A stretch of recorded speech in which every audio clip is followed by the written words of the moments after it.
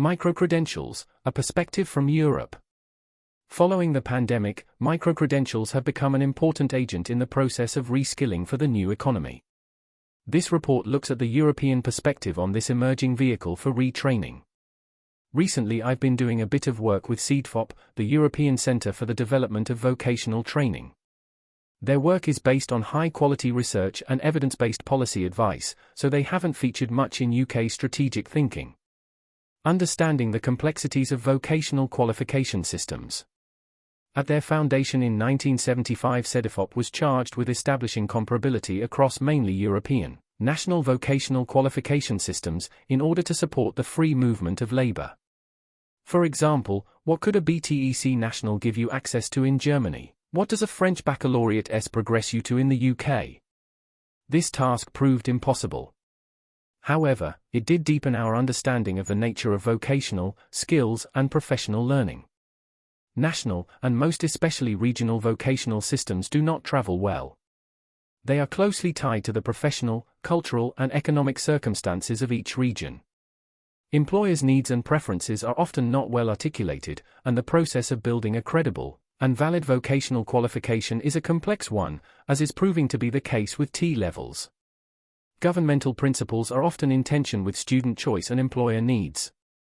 In 2019, CEDFOP was relaunched to research into and enhance our understanding of skills-based learning, and to advise policymakers accordingly.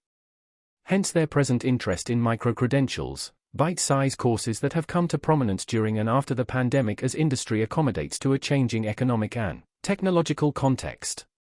As a consequence, many in the workforce have had to rapidly retrain to continue in employment. Exploring the potential of microcredentials. A CEDFOP conference, 22 to 23 June, surveyed the present state of microcredentials across Europe. Led by Anastasia Puliu, CEDFOP expert in qualifications, credentials and the future of VET, the conference looked at how microcredentials can improve skills utilization and career development, and build stronger links with workplace requirements. Anastasia makes the point that designing a microcredential requires careful and precise articulation of learning outcomes. Some sessions in the conference engaged in the sterile debate on how microcredentials should relate to national systems, and whether credits could be assigned tariffs, aligned with existing qualifications, and so become transferable. This sounds like the assessment bureaucracy trying to get their hands on a movement which is essentially local, spontaneous, and indeed potentially subversive. Microcredentials may, in time, provide material for a formal qualification, and be subject to official validation procedures, creating new modules of an existing qualification. But initially it is the relative informality of microcredentials that is their strength, disruptive innovation rather than excessive regulation. Understanding the scope and limitations of microcredentials. It is useful to stress what microcredentials are not. They cannot, must not, replace license-to-practice courses. These are properly the subject of strict legislation and rigorous standards of assessment. They are not appropriate for the education of young people. Young people need an entitlement curriculum and qualifications that are nationally respected, transferable within an administration of some substance, and provide for progression. Microcredentials are for the older learner reskilling or upskilling in a time of turbulence. CEDFOP is now researching the changes to vocational education in response to the present fluctuating economy, political map, and demographic trends. Towards the end of the conference, I joined a session Future Research on microcredentials. I proposed 6 areas for future research. Developing a narrative of VET cultures in various administrations.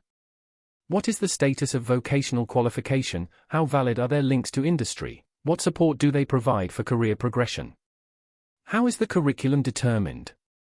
How do the skills necessary to employment relate to qualifications? How far are vocational qualification in a regime an agent for social control, artificially restricting entry to certain occupations or higher education? How do microcredentials contribute to personal capital and a feeling of self-worth? How does a microcredential achieve credibility?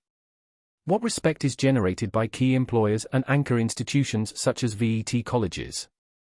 How can VET providers best identify emerging skills needs? Watch this space. By Paul Granger, Honorary Senior Research Associate, UCL.